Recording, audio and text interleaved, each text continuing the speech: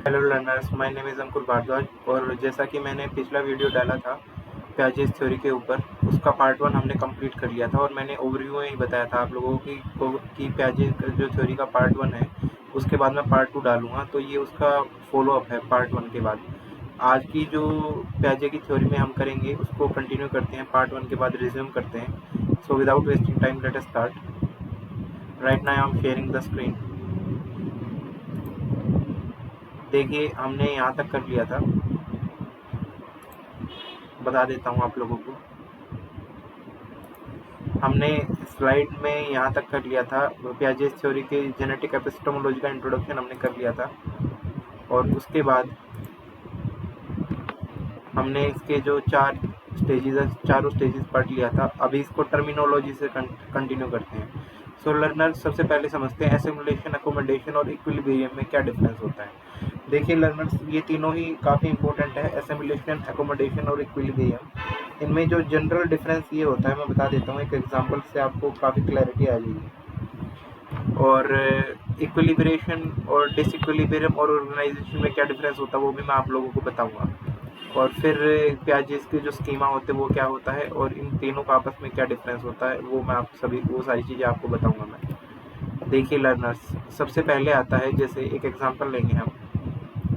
इसमें इस फिगर में या इस डायग्राम में आप देखेंगे कि एक पेरेंट है, वो अपने बच्चे को बताता है कि ये डॉग के कैरेक्टरिस्टिक फीचर होते हैं।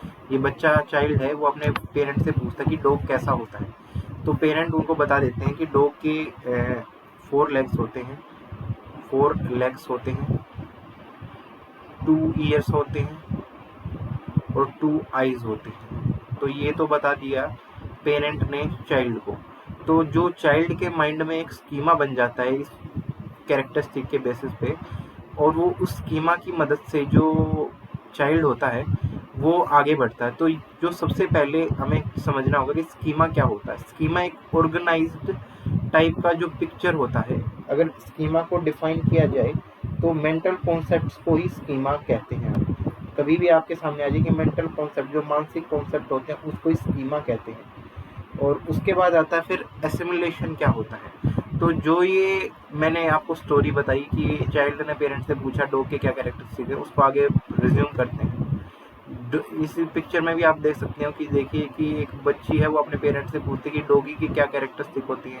फिर वो उसके बाद आगे रिज्यूम में बताते हैं कि जो ये लड़का या लड़की थी उसने एक कैट को देखा। देखिए यहाँ पे एक आपको फिगर में कैट दिखाई दे रही होगी। पहले उसने लड़की ने डॉगी का अपना स्कीमा बनाया, बट उसका स्कीमा बिगड़ गया जब उसने कैट को देखा। यहाँ पे उसने कैट को देखा तो उसने आइडेंटिफाई किया कि इसके 4 लेग्स हैं, 2 ईयर्स हैं और 2 आईज हैं। तो ये तो सारा स्कीमा मैच कर गया जो डॉग के कैरेक्टरिस्टिक पेरेंट ने बताए थे। तो उसके मन में एक डिसइक्विलिब्रियम आ गया, जो बच्ची या बच्चे के मन में डिसइक्विलिब्रियम आ गया। इस डिसइक्विलिब्रियम के कारण उसका जो सारा जो स्कीमा था वो डिस्ट्रॉय हो गया। तो अभी उसको क्या करना होगा, आगे बढ़ते हैं। देखिए इसमें बताया गया है कि 4 legged animal for the first time, ये डॉग के कैरेक्टरिस्टिक बताई थी। और एग्जिस्टिंग स्कीमा क्या था कि 4 leg pet is a dog. फिर उसके बाद 4 leg pet is a dog, someone points out that this is a cat, child will call this a dog.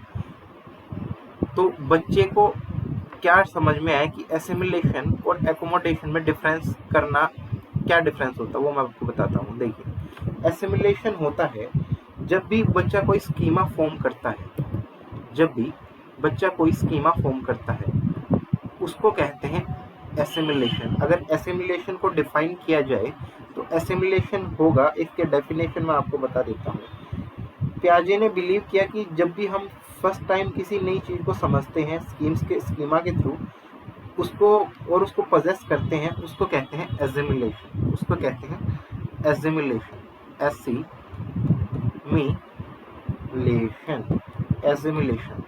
और एसिमिलेशन के बाद जब स्कीमा में कोई ओल्ड स्कीमा में कोई न्यू इंफॉर्मेशन फिट हो जाती है, कोई न्यू इंफॉर्मेशन फिट हो जाती है, जिसके कारण बिहेवियर में मॉडिफिकेशन आ जाता है, यानी बिहेवियर में बदलाव आ जाता है, उसको कहते हैं एकोमोडेशन, उसको कहते हैं एकोमोडेशन। तो अगर एकोमोडेशन की बात आए, समझाना पड़े आपको किसी को या कोई डेफिनेशन पूछ ले आपसे, द प्रोसेस ऑफ अल्टरिंग और adjusting old schema to fit new information and experience is called accommodation. इसको डिफाइन किया जाए तो लिखेंगे सिंपल भाषा में, adjusting old schemes to fit new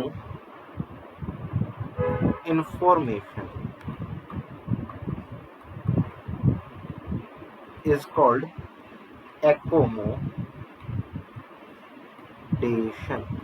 इसको कहते हैं एकोमोडेशन। तो ये समझ में आया। इक्विलिब्रियम, जब भी इक्विलिब्रियम आपसे पूछ लिया जाए तो पियाजे ने सजेस्ट किया था कि ह्यूमंस की कैपेसिटी होती है कि वो कोग्निटिव को बैलेंस करते हैं। तो उसके लिए वो अपने एक प्रायर नॉलेज जिसको एसिमिलेशन कहते हैं और जो न्यू इन्फॉर्मेशन होती है जिसको एकोमोडेशन कहते हैं, उसके बीच में बैलेंस रखता है। इस पूरी प्रोसेस को इक्विलिब्रियम कहते हैं। और जो पियाजे ने सजेस्ट ये भी किया कि जब भी ऐसा नहीं होता है रियलिटी में, वरना यानी वास्तविकता में, तो उसके मन में एक टेंशन आ जाती है और उसको कहते हैं डिसइक्विलिब्रियम। उसको कहते हैं डिसइक्विलिब्रियम। ये वर्ड लिखा होगा यहाँ पे, आपको दिखाई दे रहा है, डिसइक्विलिब्रियम। उसको कहेंगे डिसइक्विलिब्रियम। फिर आता है हमारा ऑर्गेनाइजेशन क्या होता है। ये तो बात हुई हमारे इक्विलिब्रियम, डिसइक्विलिब्रियम और एसिमुलेशन, एकोमोडेशन की। फिर आते हैं, आगे बढ़ते हैं हम। देखिए, ये एक हमारे पास एक डायग्राम है जिसमें बच्चे ने पहले स्कीमा बनाया, एसिमुलेट किया, फिर इक्विलिब्रियम फॉर्म में आया, फिर न्यू सिचुएशन देखा, उसके कारण उसका जो स्कीमा था वो चेंज हो गया, और फिर डिसइक्विलिब्रियम में आया, और फिर एकोमोडेशन, मतलब मॉडिफाई कर लिया उसने, यहाँ पे उसने मॉडिफाई कर लिया, तो एकोमोडेशन आया। तो ये काफ़ी क्लैरिटी होगी आपको इस डायग्राम से। इसके बाद एक डायग्राम और है पियाजे का जिसमें स्कीमा आता है। स्कीमा के बाद बच्चे ने पहले एसिमुलेशन किया, फिर स्कीमा बनाया, स्कीमा के बाद एकोमोडेशन किया, और पूरा प्रोसेस को इक्विलिब्रेशन के थ्रू दिखाया गया सेंटर में डाल के। तो ये काफ़ी इम्पोर्टेंट है और ये आपको उम्मीद है कि आप लोगों को समझ में आ गया होगा। इसमें ज़्यादा कुछ नहीं है, बट इसके बाद मैं आपको थोड़ा सा बताऊँगा इसके ड्रॉबैक्स के बारे में बताऊँगा आप लोगों को, कि जो पियाजे का जो थ्योरी थी इसके ड्रॉबैक्स क्या थे। कि पियाजे की थ्योरी के ड्रॉबैक्स, पहला ड्रॉबैक ये था कि पियाजे की थ्योरी का मैं आपको बता देता हूँ, ड्रॉबैक्स ऑफ पियाजे थ्योरी। पियाजे की थ्योरी का सबसे पहला ड्रॉबैक ये था कि पियाजे ने कॉन्सेप्ट्स को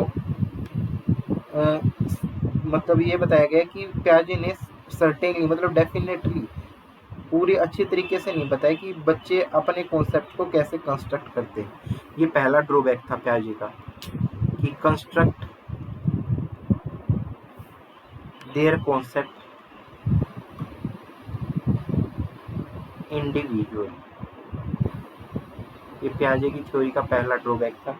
दूसरा ड्रॉबैक ये था कि ज़्यादातर बच्चे ऐसे थे कि जिनको कंक्रीट ऑपरेटिव स्टेज में कैरेक्टरिस्टिक नहीं पता था, और जबकि कंक्रीट ऑपरेशन स्टेज जो पियाजे ने बताया था उसको वो मैच नहीं कर रहा था। तो ये भी उसका एक ड्रॉबैक था। और तीसरा ड्रॉबैक जो सबसे समझने लायक है, इम्पोर्टेंट भी है, पियाजे के पास लर्निंग प्रोसेस लिमिटेड था, और ये जो कॉन्सेप्ट फॉर्मेशन का जो पूरा प्रोसेस था वो 3 डोमेन में पियाजे ने बताया था, कॉग्निटिव, क्वांटिटिव और अफेक्टिव। मैं लिख देता हूँ यहाँ पे, कॉग्निटिव, क्वांटिटिव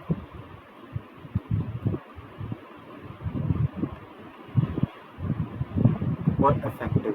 इसमें ये बताया गया है कि पियाजे का जो लर्निंग प्रोसेस वो लिमिटेड था, और पियाजे ने डेवलपमेंट ऑफ चिल्ड्रन, मतलब बच्चों में जो विकास होता है उसके जो 3 डोमेन होते हैं, कॉग्निटिव, क्वांटिटिव और अफेक्टिव, उसके बारे में भी ज़्यादा जिक्र नहीं किया। तो ये इसके लिमिटेशंस थे, ड्रॉबैक्स थे पियाजे की थ्योरी। उसके बाद मैं अगली वीडियोस वाइगोत्स्की के ऊपर भी बनाऊंगा। तो आज के लिए इतना ही रखते हैं, और मेरे को उम्मीद है कि आप लोगों को समझ में आ गया होगा। इसके अलावा कुछ और टर्मिनोलॉजीज भी हैं, जैसे डेफर्ड इमिटेशन, ये कई बार एग्जाम में पूछ लेता, वो भी मैं आपको बता देता हूँ। अभी थोड़ा टाइम है हमारे पास, तो डेफर्ड इमिटेशन मैं आप लोगों को बता देता हूँ क्या होता है। Deferred imitation. देखिए डेफर्ड इमिटेशन क्या होता है। डेफर्ड इमिटेशन होता है लर्नर्स कि जब भी किसी बिहेवियर को इमिटेशन किया जाता है, यानी अनुकरण किया जाता है किसी भी बिहेवियर का जिसको चाइल्ड ने पहले नहीं किया, उसको डेफर्ड इमिटेशन बोला जाता है। और इसमें जो मेंटली, ये हमारा जो बच्चा है इसमें मेंटली मतलब मानसिक तरीके से बिहेवियर को रिप्रेजेंट दर्शाता है। और उसके साथ ही साथ वो, जैसे कि इसका एग्जांपल ले सकते हैं हम, जब भी किसी से बात करता है टेलीफोन पे या टॉय कार से खेलता है, तो ये डेफर्ड इमिटेशन के इसके एग्जांपल होंगे हमारे। उम्मीद है आप लोगों को समझ में आ गया होगा यहाँ तक। उसके बाद चलते हैं कि जो पर्पस क्या था, ऑब्जेक्टिव क्या था जो जीन पियाजे का। तो एक ही पर्पस था कि जीन पियाजे यही चाहता था कि आने वाली जनरेशन जो भी होगी हमारी एजुकेटर्स की, वो कैपेबल हो न्यू टास्क करने में। तो ये पर्पस ऑफ और ऑब्जेक्टिव था जीन पियाजे का, और जीन पियाजे के व्यू भी था, ये विचारधारा भी थी जीन पियाजे की। तो ये आज के लिए इतना ही रखेंगे। अगर आपको मेरा वीडियो अच्छा लगा तो मेरे चैनल को लाइक, शेयर और सब्सक्राइब जरूर कीजिए। इससे मैं मोटिवेटेड रहूँगा आगे और भी वीडियो डालने के लिए। तो उम्मीद है आप लोग ज़्यादा से ज़्यादा शेयर करेंगे और लाइक करेंगे और सब्सक्राइब करेंगे मेरा चैनल। आज के लिए ही इतना ही रखेंगे, और आने वाली वीडियोस में मैं और ज़्यादा उम्मीद करता हूँ कि आप लोगों को और ज़्यादा अच्छे तरीके से समझा पाऊँगा। और हालांकि इस वीडियो में भी मैंने काफ़ी मेहनत की है। तो आज के लिए इतना ही रखेंगे और मिलेंगे आने वाली वीडियोस में, जिसमें और कुछ नया सीखेंगे हम लोग, और कुछ नया डिस्कवर करेंगे और कुछ नया रिसर्च करेंगे। चलिए आज के लिए इतना ही रखते हैं। Bye bye.